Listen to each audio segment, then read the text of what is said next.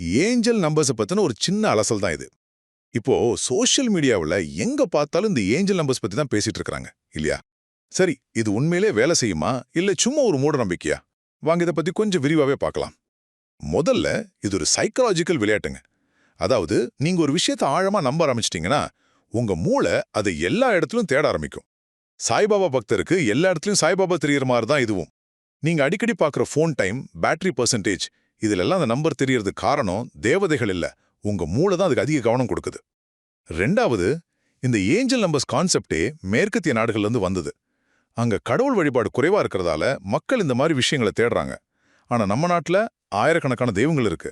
நம்ம நியூமராலஜி கூட கிரகங்களோட ஒரு தொடர்பு இருக்கு. ஆனா இந்த ஏஞ்சல் நம்பர்ஸ்க்கு அப்படி எந்த ஒரு அடிப்படையுமே கிடையாது. மூணாவதா ஒரு முக்கியமான கேள்வி. சரி, இந்த எண்களை வச்சு யாராவது கோடீஸ்வரர் ஆகியிருக்காங்களா? இல்ல அவங்க கடனை எல்லாம் அடைச்சிருக்காங்களா? பதில் இல்லவே இல்ல. இது எப்படின்னா ஒரு 50 லட்ச ரூபா காரை நம்பாம அதை டயர் கடையில் வைக்கிற ஒரு எலுமிச்சை பழத்தை நம்புற மாதிரி தான். சுருக்கமா சொல்லணும்னா ஏஞ்சல் நம்பர்ஸ்ங்கிறது உங்க நம்பிக்கையை வச்சு நடக்கிற ஒரு உளவியல் விளையாட்டு.